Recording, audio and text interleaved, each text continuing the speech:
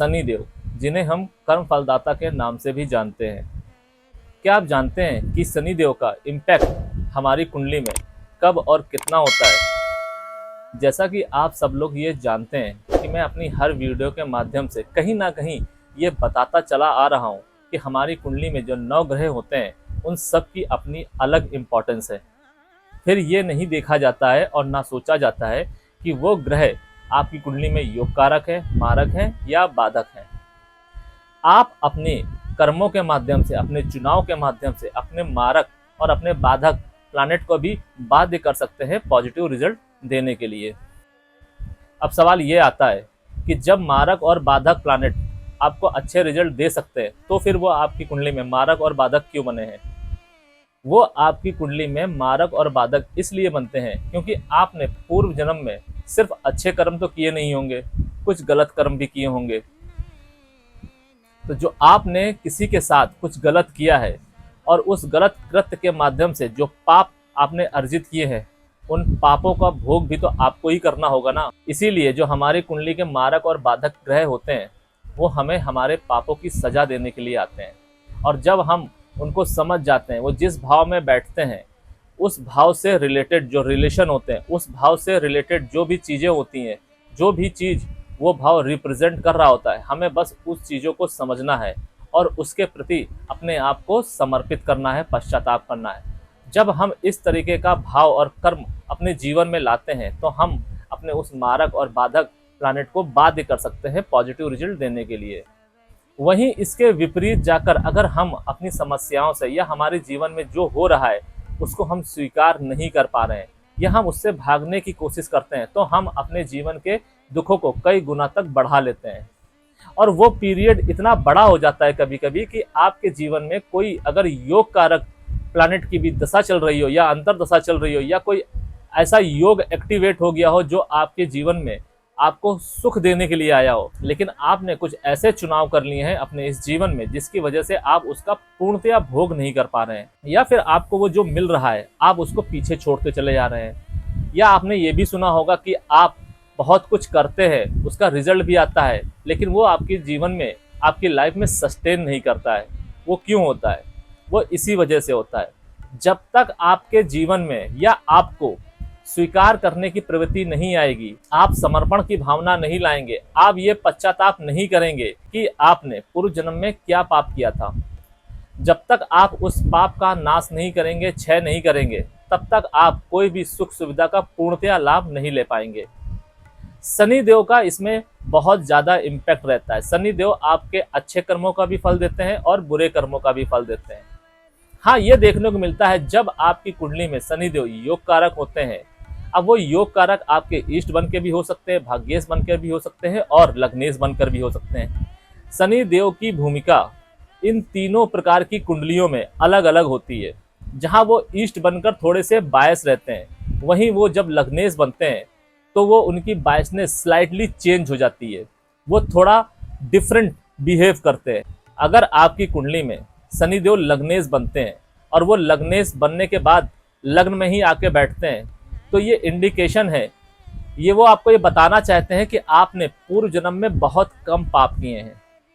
कभी भी आप ये देखिए कि अगर आपकी कुंडली में लग्नेश शनिदेव बन रहे हैं और उन्होंने संबंध लग्न से बनाया है, लग्न से संबंध बनाने का हमारा तात्पर्य ये है कि या तो वो 7th हाउस में बैठे हों या फिर वो खुद लग्न में बैठे हों। अगर ऐसी स्थिति आती तो आपने पूर्व जन्म में बहुत कम पाप किए हैं। लेकिन कुछ ऐसा है, कर्म बंधन कह सकते हैं, या फिर आपने उससे पूर्व जन्म में कोई पाप ऐसा किया है जो आप इस जन्म में खत्म कर सकते हैं और मोक्ष के करीब पहुंच सकते हैं या मोक्ष भी पा सकते हैं।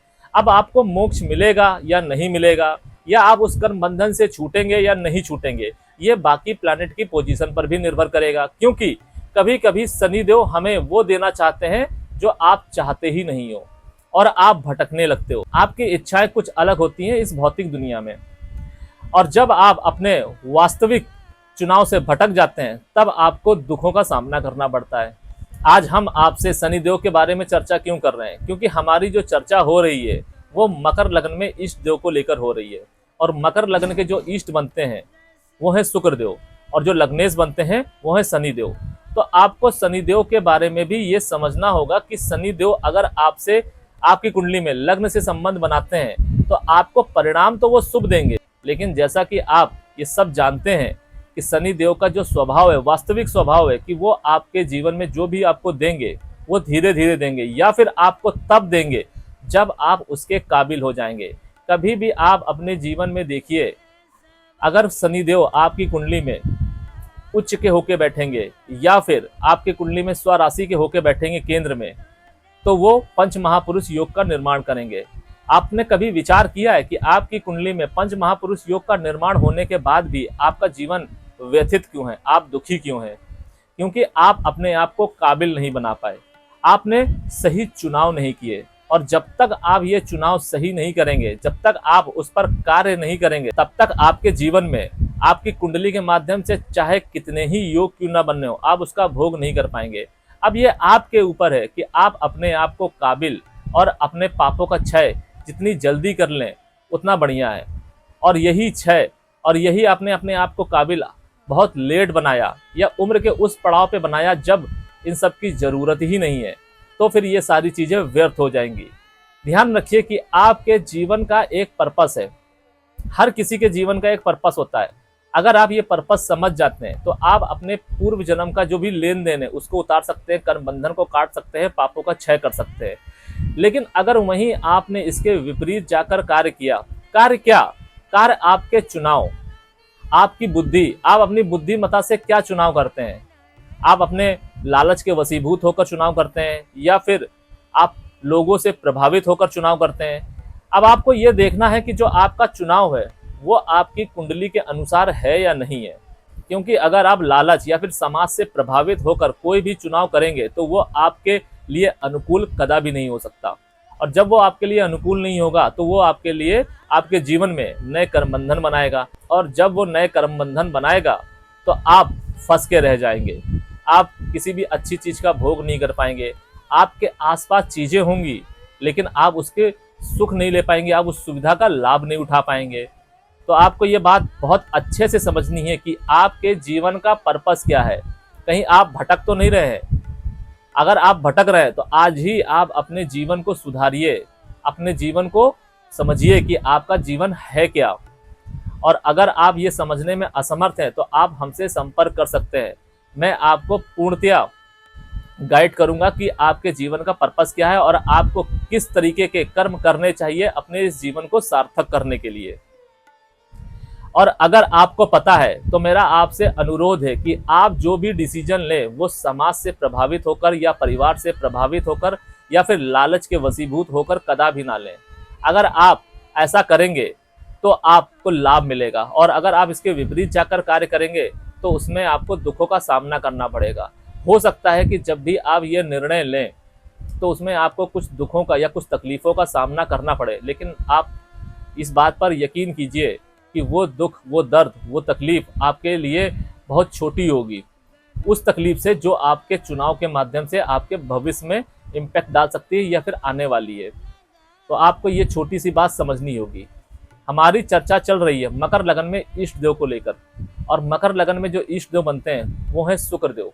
अभी तक आपने पार्ट 1 में ये जाना कि कैसे लग्न से लेकर मातृभाव तक आपके इष्ट देव क्या संदेश देना चाहते हैं, और वैसी वो कौन सी रेमेडीज है जिसे आप करके उस भाव को मजबूत कर सकते हैं और उस भाव के पॉजिटिव रिजल्ट पा सकते हैं। इसके साथ साथ जहां भी आपके इष्ट देव यानी कि शुक्र देव की दृष्टि जा रही है उस भाव से भी रिलेटेड आप अच्छे रिजल्ट पा सकते हैं या फिर शुक्र देव को बाध्य कर सकते हैं आपको अच्छे रिजल्ट देने के लिए। बाध्य करने से हमारा तात्पर्य ये होता है कि कभी भी आप अपने आप को अपने इष्ट के प्रति समर्पित करेंगे या फिर आप किसी के प्रति अपने आप को समर्पित करेंगे, बस शर्त यह है कि वो इंसान सही होना चाहिए। अगर आप अपने आप को किसी गलत इंसान के प्रति समर्पित करेंगे तो वो आपका फायदा उठाएगा, और वहीं आप अगर अपने आप को किसी सही इंसान के प्रति समर्पित करेंगे, अपने इष्ट के प्रति समर्पित करेंगे तो वो आपका भला करेंगे। ठीक इसी प्रकार से अगर आप अपने आप को अपने इष्ट के प्रति समर्पित करेंगे तो इष्ट देव आपके पुराने बंधनों को भी काटेंगे, आपके पुराने पापों का भी नाश करेंगे, साथ ही साथ आपके जीवन में आपके मार्गदर्शन, आपके सच्चे मित्र का भी कार्य करते दिखाई देंगे। हमारे जीवन में जो हमारे सबसे ज्यादा सच्चे मित्र हैं वो हैं आपके इष्ट देव। बाहरी दुनिया में, हमारे भौतिक दुनिया में जो भी लोग हमारे जीवन में आते हैं, चाहे वो कोई भी रिश्ता हो या आपके मित्रगण हो या कोई भी इंसान क्यों ना हो, वो सिर्फ और सिर्फ किसी ना किसी पर्पस से आते हैं। लेकिन आपके जीवन में आपके इष्ट देव का पर्पस सिर्फ और सिर्फ इतना है कि आपके जीवन में जो दुख आने वाले हैं या फिर आपने पूर्व जन्म में जो भी अपने चुनाव के माध्यम से या कृत्यों के माध्यम से जो पाप किए हैं, उनको आप कैसे कम कर सकते हैं। क्योंकि जैसे जैसे आपके पापों का बोझ बढ़ेगा, आपका जीवन खराब होगा, आपकी अगली पीढ़ी का जीवन खराब होगा। इसके साथ साथ आपने जिस कुल में जन्म लिया है, उसकी पूरी पीढ़ी और उस कुल के ऊपर भी दाग लग सकता है। अब ये इस बात पर निर्भर करेगा कि आपके पाप कैसे हैं और कितने हैं। इसीलिए हमारा आपसे ये सुझाव है कि आपने पूर्व में जो भी पाप किए हैं, उनको आप कम कीजिए, उनको आप काटिए। उसके बाद आप चाहे कुछ भी कीजिए, कोई भी पूजा पाठ कीजिए, दान धर्म कीजिए, कुछ भी कीजिए। ध्यान रखिए कि अगर आप अपनी कुंडली के विपरीत जाकर कोई भी पूजा पाठ, यहाँ तक कि दान धर्म भी करते हैं, तो भी आपको उसका पूर्णतया लाभ नहीं मिलेगा। अगर आपको अपनी कुंडली से रिलेटेड कोई पूजा करनी है या फिर कोई कर्म या दान करना है, तो आपको उनके भावों को समझना होगा, अपने प्लानेट को समझना होगा। और आप जब अपने कुंडली के प्लानेट और भाव को समझकर दान धर्म पूजा पाठ करेंगे, तो आप उसका जो फल है उसको कई गुना तक बढ़ा सकते हैं। बहुत छोटा सा अंतर है कि अगर आपको जानकारी हो और उस जानकारी के माध्यम से आप कुछ भी करें।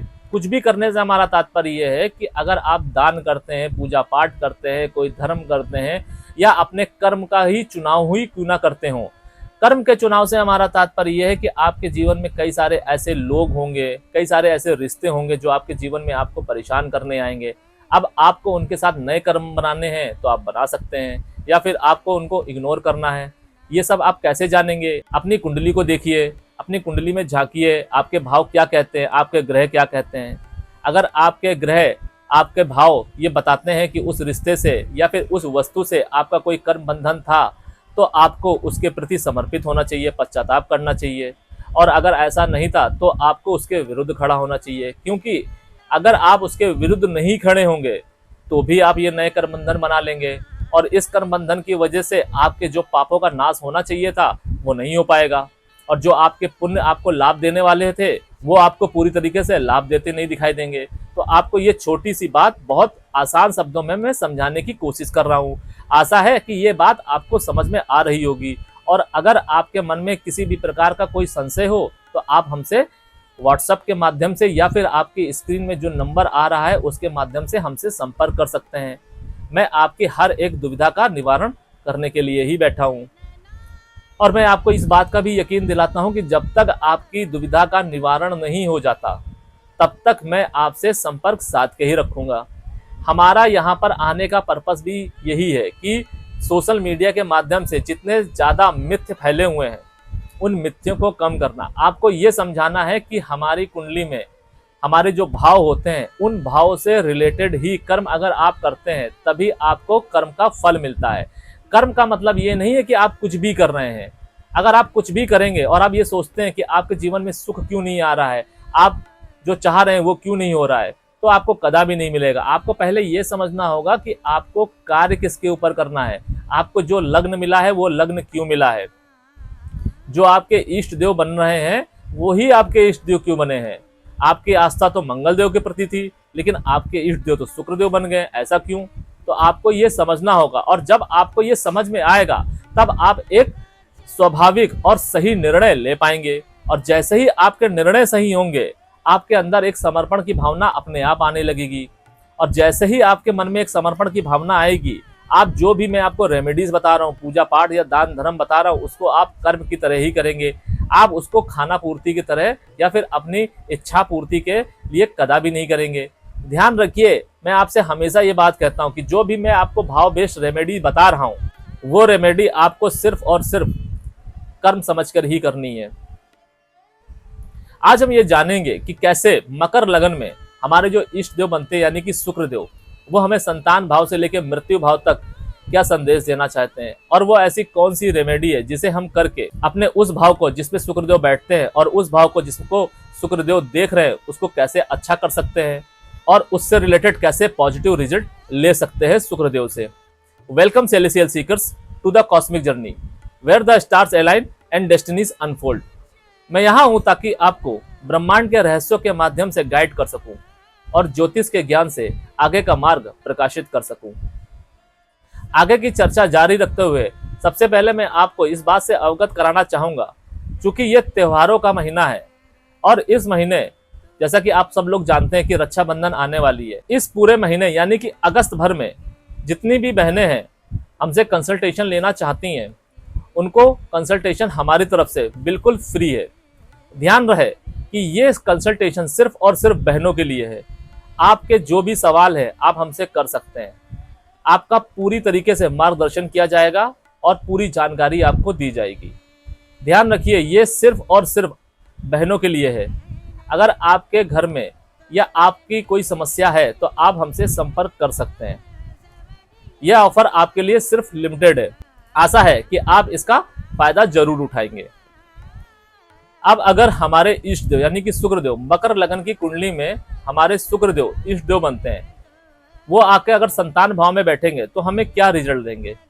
पहले तो ये समझते हैं कि संतान भाव क्या। संतान भाव आपके संतान का, आपके संतान सुख का, आपके प्रवास का, आपके लव अफेयर रोमांस का, आपके इनिशियल एजुकेशन का, आपके धर्म का, और साथ ही साथ आपकी जो शिक्षण होगी उस शिक्षण से आपको फायदा होगा या नहीं होगा। इन सारी चीजों को हम संतान भाव से देखते हैं। इसके अलावा आपकी बड़ी बहनों का भी विचार संतान भाव से किया जाता है। अब अगर संतान भाव में हमारे इष्ट यानी कि शुक्रदेव आकर बैठेंगे तो आपको इन सभी चीजों से रिलेटेड पॉजिटिव रिजल्ट मिलेंगे।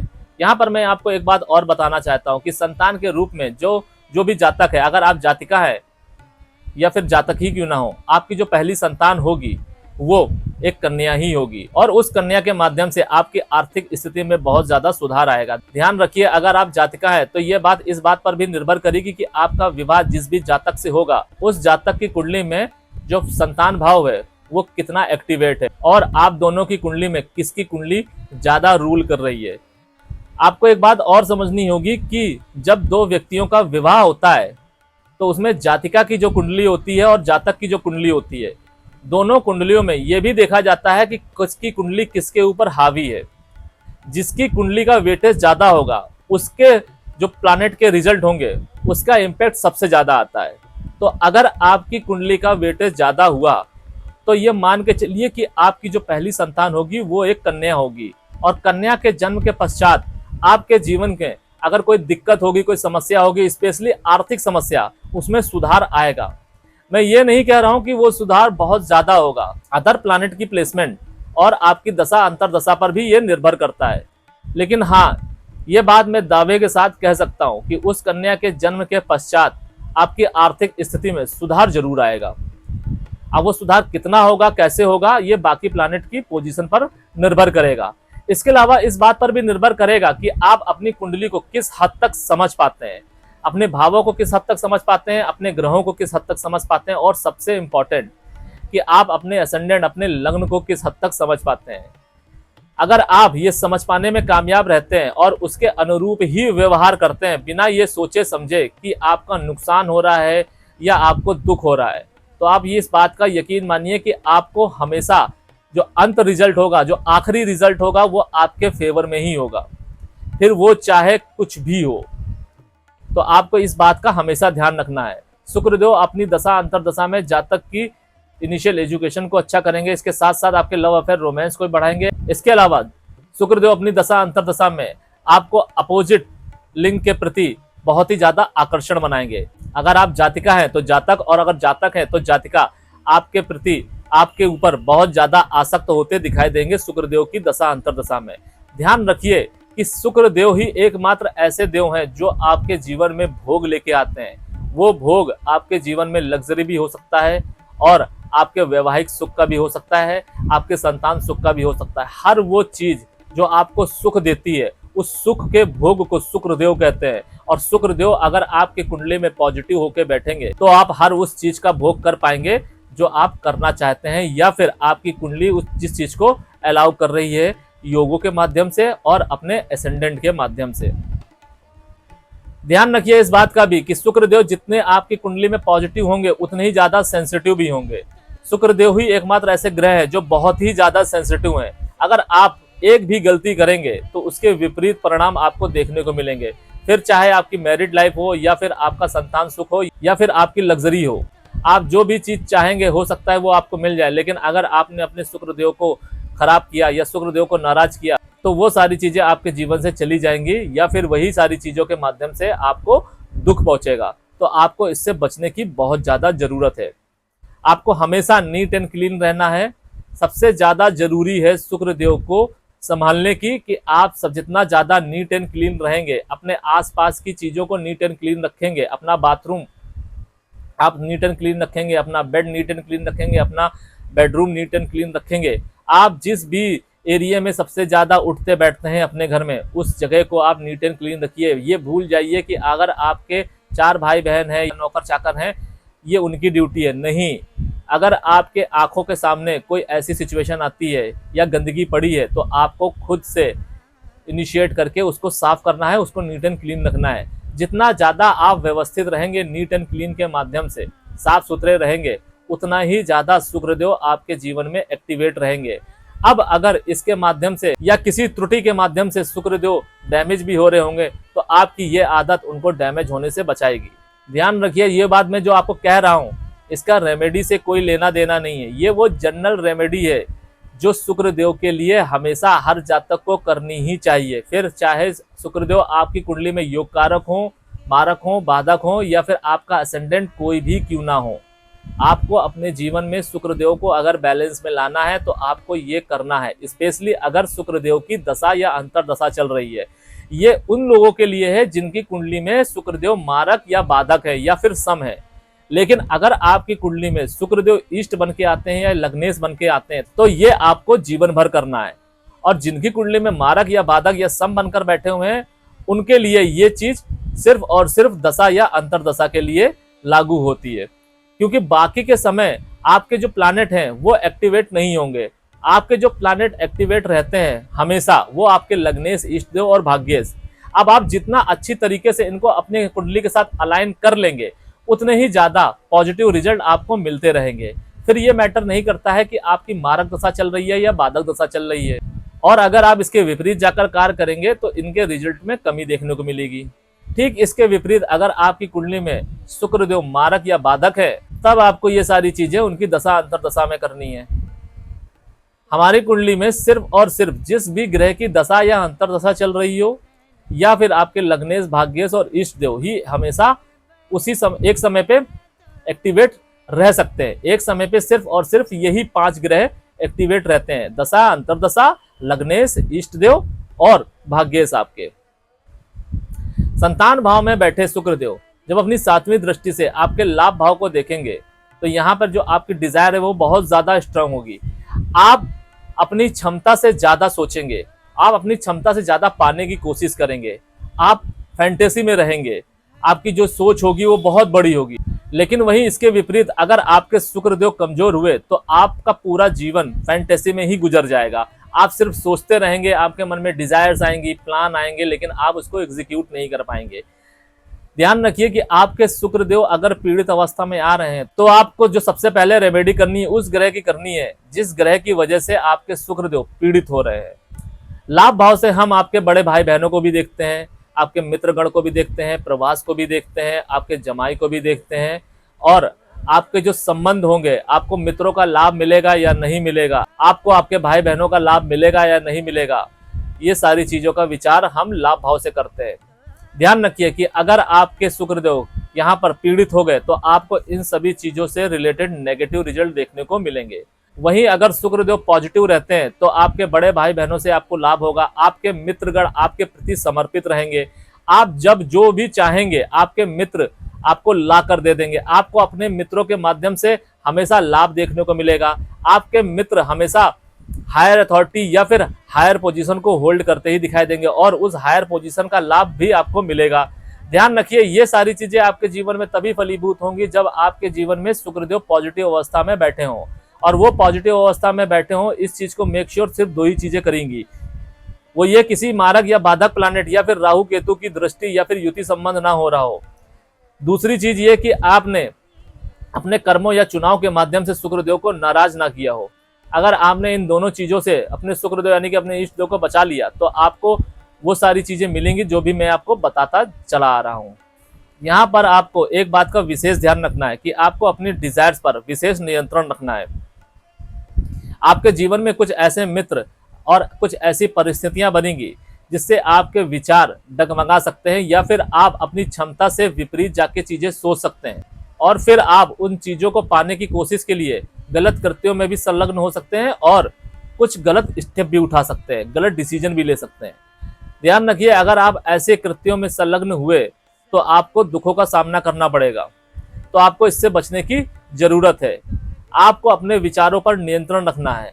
अगर आपके जीवन में आपके विचार उच्च है तो ये अच्छी बात है, लेकिन आप उस विचारों के वशीभूत होकर कोई भी कार्य करने से अपने आप को रोकिए, अपने आप को बचाइए। अगर आप ऐसा करेंगे तो शुक्रदेव आपके ऊपर विशेष कृपा बना कर रखेंगे। ध्यान रखिए, ये सारी चीजें जो मैं आपको बता रहा हूँ, ये सारी चीजें आपकी मदद शुक्रदेव को बैलेंस करने में ही करेंगी। ये रेमेडी नहीं है उस भाव की जो मैं अभी आपको बताऊंगा। अगर आप ये सारी चीजें करेंगे तो आप अपने शुक्रदेव को बैलेंस कर पाएंगे। जैसा कि मैंने आपको बताया कि आपकी कुंडली में शुक्रदेव बहुत ही सेंसिटिव प्लैनेट है। शुक्रदेव चाहे किसी भी कुंडली में बैठे हों, मेष से लेके मीन पर्यंत, वो एक सेंसिटिव प्लैनेट की ही भूमिका निभाते हैं और जितना ज्यादा वो योग कारक होंगे उतने ज्यादा वो सेंसिटिव होते चले जाएंगे। तो आपको इस बात का हमेशा ध्यान रखना है। अब वो ऐसी कौन सी रेमेडी है जिसे आप करके संतान भाव में बैठे शुक्रदेव और दृष्टि माध्यम से देख रहे लाभ भाव को आप अच्छा कर सकते हैं।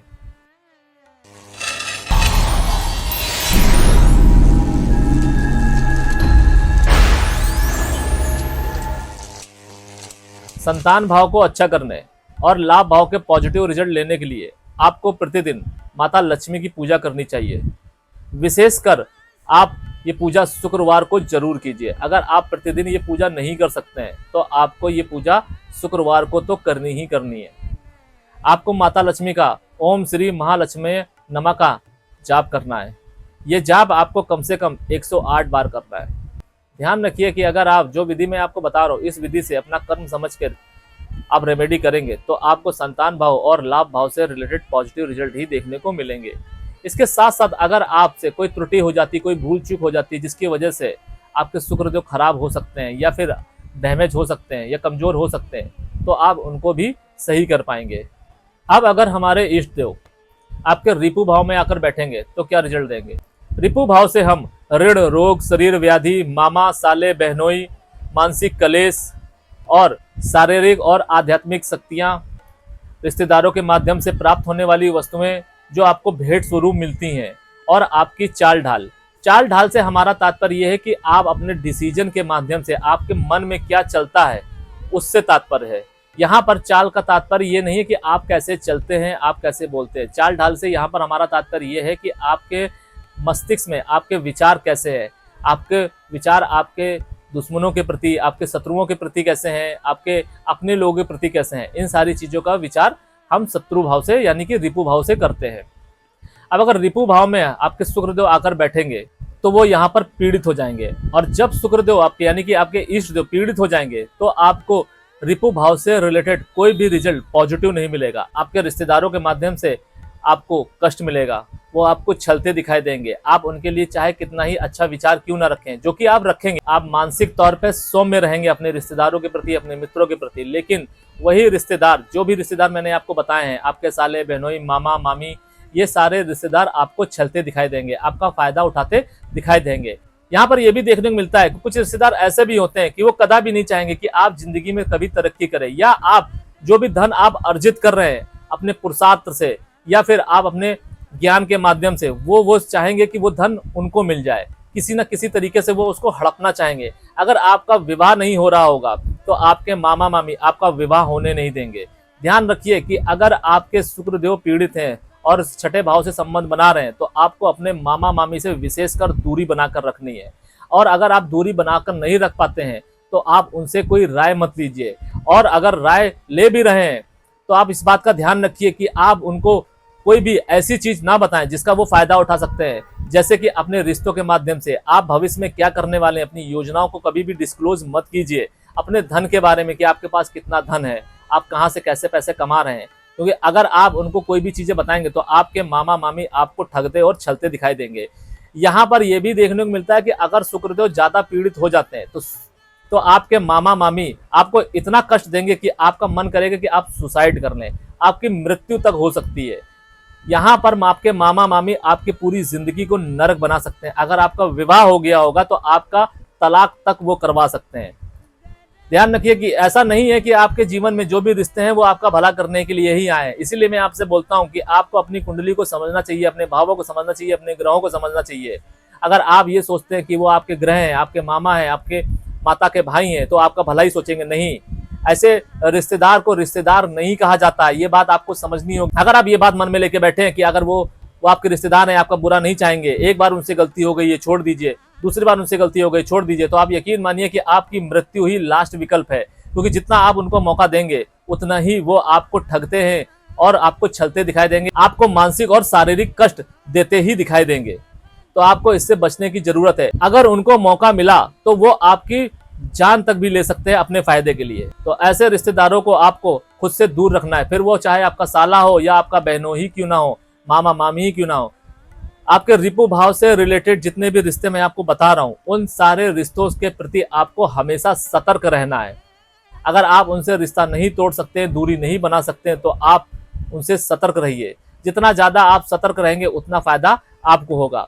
और वहीं इसके विपरीत जाकर अगर आप कार्य करेंगे तो आप अपनी कुंडली में जो आपके अदर योग बनने होंगे अदर प्लैनेट के माध्यम से, आपको उसका जितना फायदा होगा उससे कहीं ज्यादा फायदा आपके ये रिश्तेदार उठाते दिखाई देंगे। क्योंकि आप उस योगों के माध्यम से जो भी नाम अर्जित करेंगे, जो भी फेम अर्जित करेंगे, जो भी पैसा अर्जित करेंगे, वो सब कुछ वो हड़प कर ले जाएंगे और आपके जीवन को उस कगार पे लाके खड़ा कर देंगे जहां पे आपको सिर्फ और सिर्फ मृत्यु ही एक विकल्प दिखाई देगा। हो सकता है कि वो मृत्यु आपकी हो या फिर आपके उस रिश्तेदार की, लेकिन यहाँ पर शुक्रदेव आपको आपके रिश्तेदारों की मृत्यु करने का हक नहीं देंगे।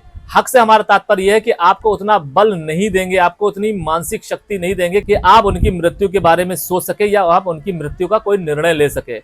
तो आप क्या करेंगे, आप अपनी मृत्यु के बारे में सोचेंगे, अपने लाइफ पार्टनर की मृत्यु के बारे में सोचेंगे, अपनी संतान की मृत्यु के बारे में सोचेंगे, जहां पर आपका नियंत्रण है। आपको इससे बचने की जरूरत है। रिपु भाव में बैठे शुक्रदेव जब अपनी 7वीं दृष्टि से आपके व्यय भाव को देखेंगे तो आपके व्यय को बढ़ा देंगे। ध्यान रखिए, यहाँ पर आपके व्यय जितने ज्यादा बढ़ेंगे उतने ही ज्यादा आप धन अर्जित करते दिखाई देंगे। आपके ऐसे ऐसे सोर्स खड़े हो जाएंगे कि आपको पता ही नहीं चलेगा कि आपके पास पैसा आ कहां से रहा है। अगर आप कुछ ब्लफ करते, ब्लफ से हमारा तात्पर्य यह है कि अगर आप शेयर मार्केट में पैसा लगाते हैं या फिर आप अपना पैसा ब्याज में बांटते हैं, तो जितना ज्यादा पैसा आप ब्याज में बांटेंगे उतना ही ज्यादा आपको लाभ होगा। वो पैसा आपके जीवन में रिटर्न होके आएगा, फिर चाहे कोई भी और कैसी भी स्थिति परिस्थिति क्यों ना बने, आपको उस धन का लाभ जरूर मिलेगा। यहाँ पर अगर ध्यान रखने वाली कोई बात है तो आप हमेशा इस बात का ध्यान रखिए कि अगर आपके घर में कोई घर जमाई बन के रह रहा है, अगर आपका कोई दामाद या जमाई, तो आपको उससे हमेशा सतर्क रहना है। क्योंकि वो जमाई आपके जीवन में आपके लिए घातक हो सकता है, आपका सारा धन वो हड़प सकता है, आपका नाम तक खराब कर सकता है। क्योंकि यहाँ पर यह देखा जाता है कि जो घर जमाई होता है गलत कृत्य में संलग्न वो होता है, लेकिन नाम आपका खराब होगा। आप जितना पैसा कमा कर रखेंगे, कोई ना कोई ऐसा क्षण आएगा जिस क्षण में वो आपका सारा पैसा गमन कर जाएगा और जिससे आपके और आपके परिवार को दुखों का सामना करना पड़ेगा। तो आपको इस बात का हमेशा ध्यान रखना है कि जिस भी रिश्ते के लिए मैं आपको बोल रहा हूँ उस रिश्ते से आपको हमेशा सतर्क रहना है। आपको यहाँ पर सिर्फ और सिर्फ एक ही चीज का फायदा मिलेगा कि आप जितना ज्यादा खर्च करेंगे, आप जितना ज्यादा इन्वेस्ट करेंगे, उतना ज्यादा आपको फायदा मिलेगा। अगर आप अपना नेटिव छोड़ देते हैं, अगर आप देश छोड़ के चले जाते हैं बाहर, तब ये जो विषेक है ये काफी हद तक कम हो जाएगा और रिपु भाव से रिलेटेड जो भी पॉजिटिव ट्रेड्स हैं वो एक्टिवेट हो जाएंगे। लेकिन ये कार्य आपके लिए बहुत मुश्किल होगा। आपके जीवन में ऐसी स्थितियां और परिस्थितियां बनेंगी कि आप अपना नेटिव ना छोड़ पाएं, और अगर आप नेटिव छोड़ भी लेंगे तो आप देश नहीं छोड़ पाएंगे।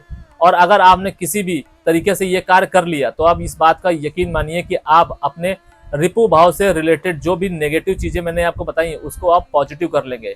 यहाँ पर जो भी नेगेटिव चीज मैं आपको बोल रहा हूँ उसका मेरा जो तात्पर्य है वो रिलेशन से नहीं है।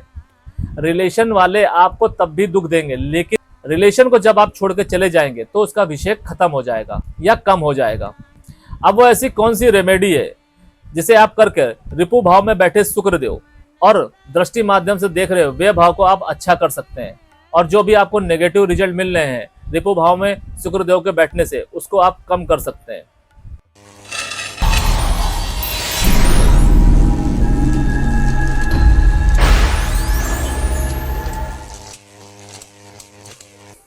रिपु भाव को अच्छा करने और व्यय भाव के पॉजिटिव रिजल्ट लेने के लिए आपको गरीबों की सेवा करनी चाहिए।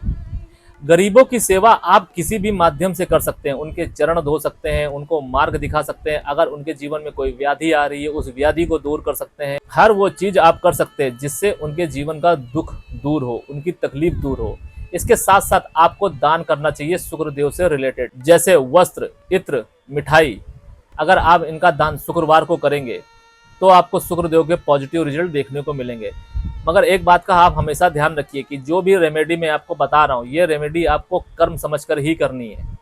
आप ये समझ के कदा भी मत कीजिए कि आपको रिपु भाव को अच्छा करना है या व्यय भाव को अच्छा करना है या आपको अपनी कुंडली के किसी भी भाव को अच्छा करना है। अगर आप इस तरीके का थॉट प्रोसेस रखकर कोई भी रेमेडी करेंगे तो आपको उसका पूर्णतया लाभ नहीं मिलेगा।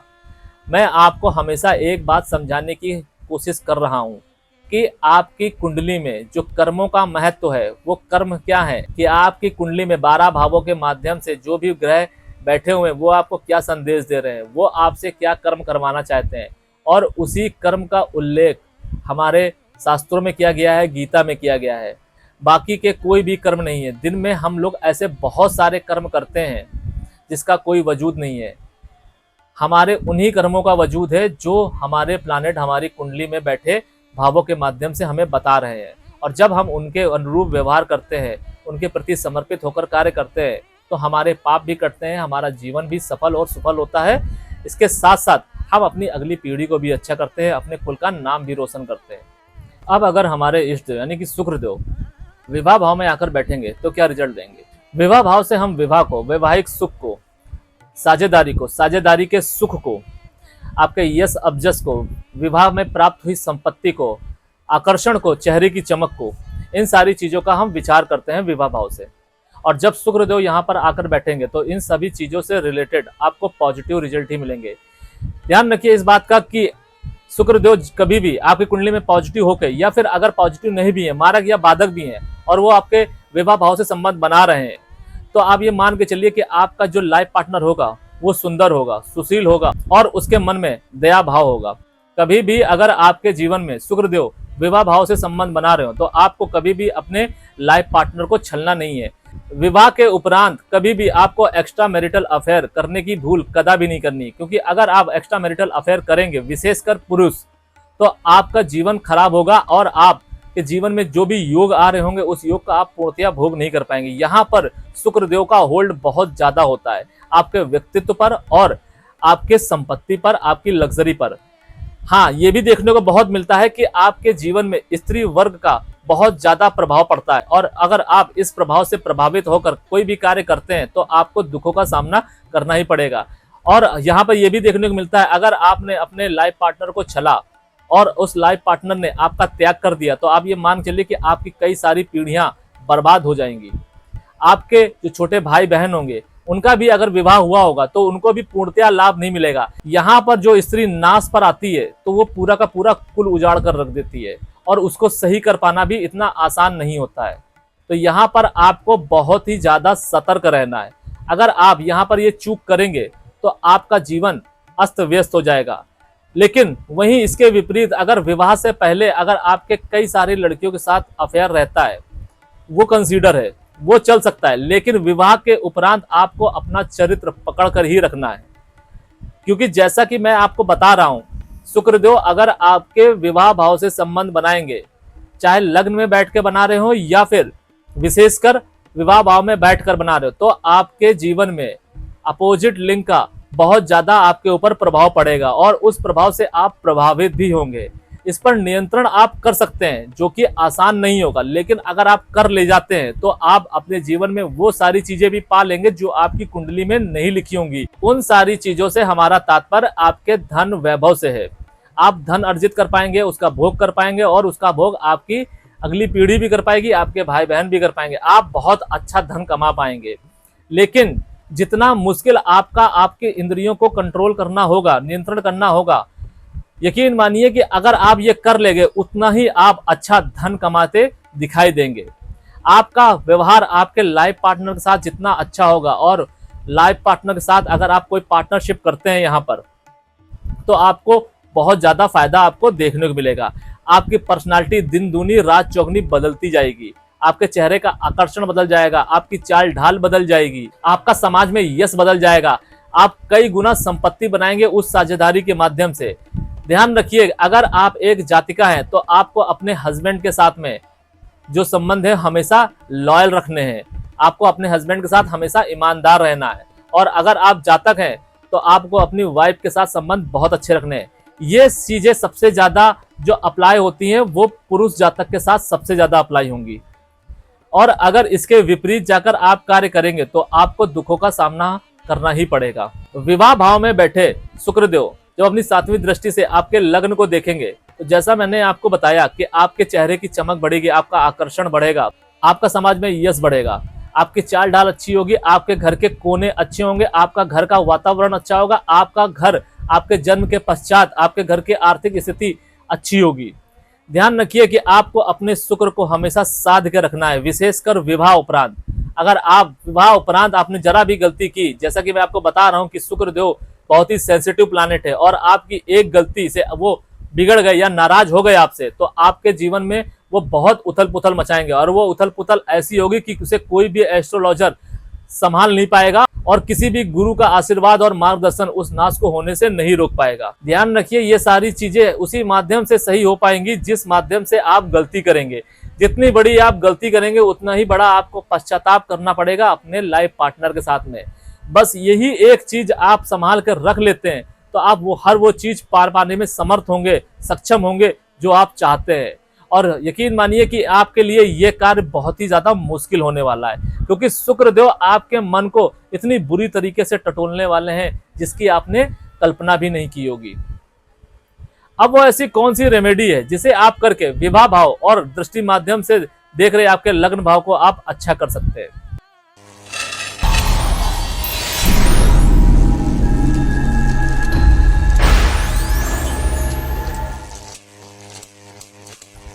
विवाह भाव को अच्छा करने और लग्न भाव से रिलेटेड पॉजिटिव रिजल्ट पाने के लिए आपको अपने लाइफ पार्टनर के साथ सामंजस्य बना के रखना है। आपको इस बात का हमेशा ध्यान रखना है कि आपके जो संबंध है आपके लाइफ पार्टनर के साथ बिगड़ने नहीं चाहिए। आपका उनके साथ कभी भी झगड़ा नहीं होना चाहिए। जितने ज्यादा आपके झगड़े होंगे, जितने ज्यादा आपके बीच में मिसअंडरस्टैंडिंग होगी, उतने ही ज्यादा आपकी जिंदगी में कॉम्प्लिकेशंस आएंगी।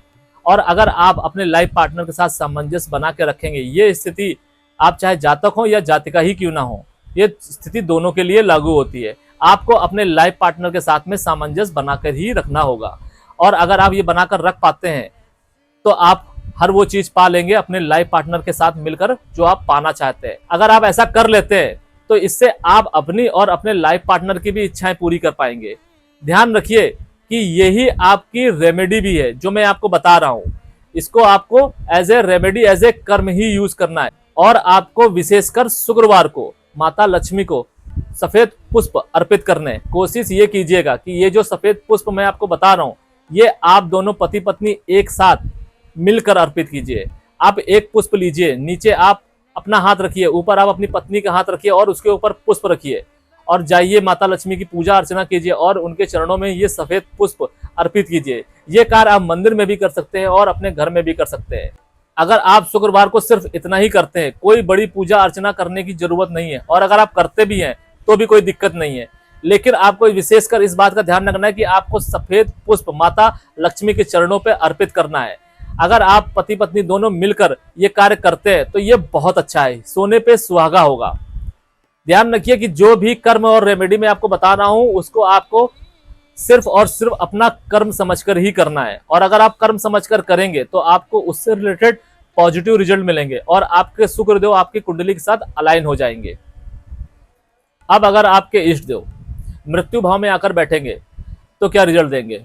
मृत्यु भाव से हम आपकी मृत्यु, शोक, शारीरिक संकट, शारीरिक दुख, बड़ी बीमारी, तंत्र मंत्र, नीति अनीति, भ्रष्टाचार, यश अबजस का विचार करते हैं। यश अबजस से हमारा तात्पर्य यह है कि आप जिस भी परिवार में रह रहे हैं, अगर आप अपने परिवार में रह रहे हैं तो उस परिवार में, और अगर आप जहां पर भी रह रहे हैं उस जगह पे, उस जगह का यश अबजस कैसा रहेगा उसका विचार किया जाता है। इसके साथ साथ हम यहाँ पे शमशान का भी विचार करते हैं। आपने देखा होगा कुछ लोगों की मृत्यु ऐसे होती है कि उनको शमशान भी नसीब नहीं होता है, और अगर होता भी है तो वो बहुत बुरी स्थिति में होता है। उसका विचार भी हम मृत्यु भाव से ही करते हैं। अब अगर शुक्रदेव मृत्यु भाव में आकर बैठेंगे तो क्या रिजल्ट देंगे?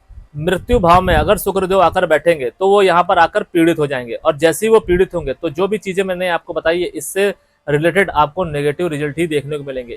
आपके यश अपयश में हानि होगी, आपकी मृत्यु किसी महिला या फिर किसी महिला के कर्ज की वजह से होगी। इसके साथ साथ आपके शुगर हो सकती है, शुगर की वजह से भी आपकी मृत्यु हो सकती है, आपको डायबिटीज हो सकती है। आप वैवाहिक सुख बहुत अच्छा नहीं भोग पाएंगे। आपके जीवन में जो संपत्ति होगी, आपके घर में चोरी होने का भय होगा, और हो सकता है अगर शुक्रदेव ज्यादा पीड़ित हुए या फिर किसी मारक या बाधक प्लैनेट की दृष्टि संबंध बन रहा होगा शुक्रदेव के साथ में, तो आपके घर में आपको कई बार चोरियां देखने को जरूर मिलेंगी। जातक और जातिका लूट का शिकार होते दिखाई देंगे। शुक्रदेव आपको यहाँ पर लंबी बीमारियां भी दे सकते हैं, जिससे आप लंबे समय तक बेड पर आ सकते हैं या फिर आप हॉस्पिटलाइज हो सकते हैं। ध्यान रखिए, अगर यहाँ पर शुक्रदेव अकेले होकर बैठ जाते हैं तो उनके नेगेटिव रिजल्ट में बढ़ोतरी आपको देखने को मिलेगी। वहीं अगर किसी मारक या बाधक प्लैनेट या फिर 6, 8, 12 का स्वामी के साथ में युति बनाकर बैठते हैं तो उनके जो मारक तत्व हैं या फिर उनके जो पीड़ित होने की वजह से जो आपको नेगेटिव रिजल्ट मिलने वाले हैं उसमें आपको कमी देखने को मिलेगी। मृत्यु भाव में बैठे शुक्रदेव जब अपनी 7वीं दृष्टि से आपके धन भाव को देखेंगे तो जातक की पैतृक संपत्ति को वो नष्ट करा देंगे। जातक जुए का आदी हो जाएगा, जातक शराब का आदी हो जाएगा, जातक अपने शराब और जुए की लत की वजह से अपनी पैतृक संपत्ति का नाश कर देगा, अपने लाइफ पार्टनर की संपत्ति को भी नाश कर देगा। अगर आपकी वाइफ किसी सरकारी नौकरी में हुई या फिर अगर उसका कोई व्यवसाय हुआ और अगर आपके लाइफ पार्टनर ने आपका त्याग नहीं किया तो आप उसकी संपत्ति, उसके यश, उसके मान सम्मान का भी क्षय करते दिखाई देंगे। आपका लाइफ पार्टनर चाहे कितने ही अच्छे कर्म क्यों ना कर ले, जब तक वो आपके साथ रहेगा या रहेगी, उसके कृत्यों की वजह से आपका नाम समाज में कभी भी पनप नहीं पाएगा। और अगर आप कोई जातक हैं तो आपका जो लाइफ पार्टनर होगी उस लाइफ पार्टनर के चाल चलन अच्छे नहीं होंगे, उसकी वजह से आपका नाम आपके परिवार में, आपके समाज में खराब होगा। आपके लाइफ पार्टनर का एक्स्ट्रा मैरिटल अफेयर 100% होगा और आप उसको रोक पाने में भी असमर्थ होंगे। और इसमें अगर शुक्रदेव की दशा अंतरदशा आ गई या फिर किसी मारक या बाधक प्लैनेट की अंतरदशा आ गई शुक्रदेव की दशा के साथ में, तो आप ये यकीन मानिए कि आप उसको रोक नहीं पाएंगे कभी भी। अगर आपकी कुंडली में ऐसी स्थिति बनती है तो आपको शुक्रदेव की दशा और अंतरदशा आने से पहले अपने लाइफ पार्टनर को रोकने की जरूरत है, उसकी रेमेडी करने की जरूरत है। जी हाँ, ये संभव है कि अगर आपकी कुंडली में कोई विनाश लिखा है तो उसको रोका और कम किया जा सकता है। वो सिर्फ और सिर्फ समर्पण और पश्चाताप के माध्यम से ही संभव है। अगर आपके अंदर वो समर्पण और वो पश्चाताप आ गया, अगर किसी योगवान एस्ट्रोलॉजर या किसी गुरु ने आपका मार्गदर्शन किया और आप उसको समझ गए और उसके बाद आपके मन में वो समर्पण और वो पश्चाताप की भावना जागृत हो जाती है और उसके बाद वो रेमेडी आप करते हैं, वो कर्म करते हैं, तो आप उस कर्म को रोक पाएंगे जिसकी वजह से आपका यश या फिर आपकी संपत्ति नाश होने वाली है या फिर कुछ ऐसा होने वाला है जिसको आप पचा नहीं सकते हैं या फिर जिसको आप स्वीकार नहीं कर सकते हैं। आपके जीवन में हर वो चीज आप रोक सकते हैं जो आप अपने जीवन में नहीं होने देना चाहते हैं, और आप हर वो चीज पा सकते हैं जो भी आप पाना चाहते हैं। आपकी कुंडली आपको सब दे सकती है। ये मैटर कदा भी नहीं करता है कि आपके कुंडली में वो योग है या नहीं है। बस आपको ये समझना है कि आपकी कुंडली में जो 12 भावों के माध्यम से जो ग्रह बैठे हुए हैं वो आपसे क्या कहना चाहते हैं, क्या संदेश देना चाहते हैं और क्या करवाना चाहते हैं। जब आप अपनी गलतियों को मानेंगे, समर्पित करेंगे, खुद को पश्चाताप करेंगे, तो आपको वो मारक और बाधक प्लैनेट वो आपको वो खुशियां देके जाएगा जो आप चाहते हैं, उस भाव से रिलेटेड, उस प्लैनेट से रिलेटेड। अब वो ऐसी कौन सी रेमेडी है जिसे आप करके मृत्यु भाव में बैठे शुक्रदेव और दृष्टि माध्यम से देख रहे धन भाव को आप अच्छा कर सकते हैं।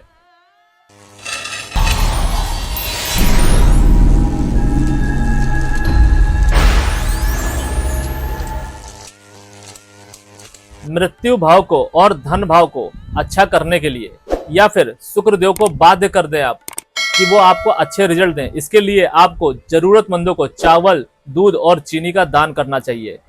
या फिर आप शुक्रवार को खीर बनाकर जरूरतमंदों का दान कीजिए। अगर आप ये दोनों चीजें करते हैं और अपने आप को आध्यात्मिक गतिविधियों के साथ संलग्न करते हैं, उसमें इंडल्ज कर पाने में कामयाब रहते हैं, तो आपको मृत्यु भाव से रिलेटेड जो भी नेगेटिव रिजल्ट मिलने वाले हैं शुक्र देव के पीड़ित होने की वजह से, उसमें आपको कमी देखने को मिलेगी।